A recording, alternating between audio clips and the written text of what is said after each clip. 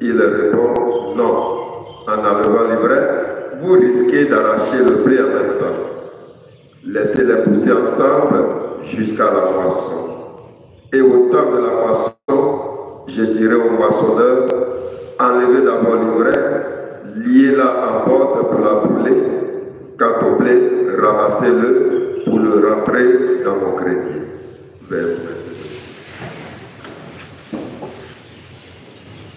Acclamons la parole de Dieu. Louange à toi, Seigneur Jésus.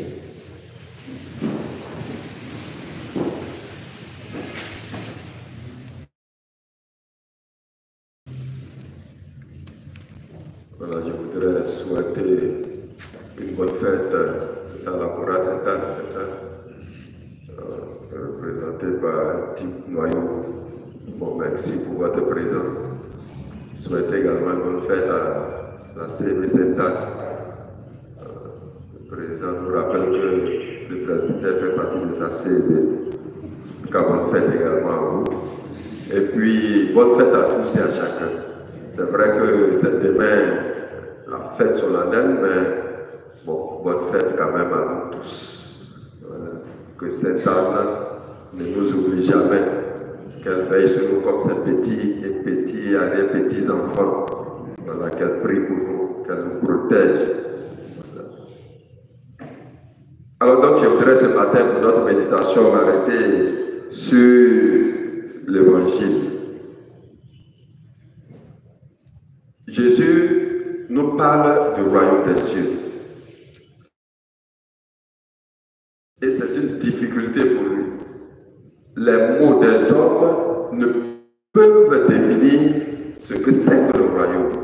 Donc il est obligé de passer par ce qu'on appelle les paraboles.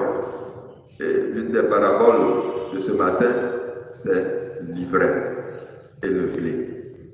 Donc, première chose, il nous dit que le royaume des cieux est comme un champ. Le propriétaire a planté de bonnes graines.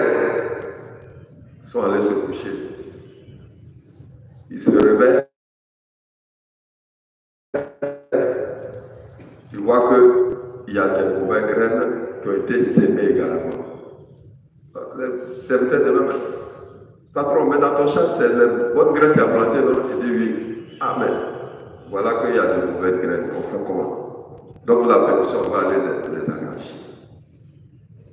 Premier enseignement, c'est que Dieu a fait toutes choses bonnes. Et le livre de la Genèse nous rappelle à la grande veillée pascale. Très souvent on oublie ça.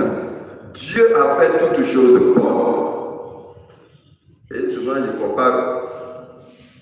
Tu as donné la même éducation à tes enfants quand ils sont nés.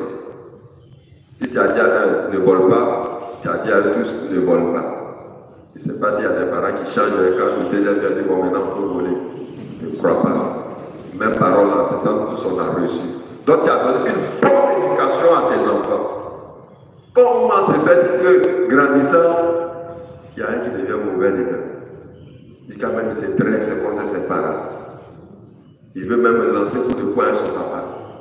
Parce qu'il se sent grand. Ou bien la jeune fille même se croit grande maintenant, elle veut même attacher son paille comme sa mère. Quand les femmes se battent, elles attachent bien le paille. Vous voyez un peu. Donc, Dieu a fait toutes choses bonnes. Ça, c'est le premier enseignement. Il ne faut pas se tromper. Si quelqu'un est devenu mauvais, c'est de son fait. Ce n'est pas Dieu qui l'a fait mauvais. Et ça, il faut que nous comprenions ça bien. Est-ce que nous tous qui sommes ici, on a des défauts? Mais est-ce que les défauts, c'est Dieu qui avait dit mon fils, il faut faire ça? Lui, tu as fait bon. Et tu as le choix entre le bien et le mal. Deuxième chose, c'est la patience de Dieu.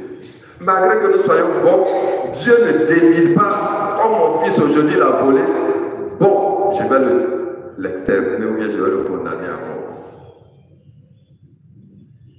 Il dit, laissez-les pousser encore ensemble. Malgré qu'on a constaté qu'il y a du mauvais, laissez-les pousser ensemble. Et ça, c'est important, la patience de Dieu. La patience de Dieu envers le monde, mais la patience de Dieu envers chacun d'entre nous.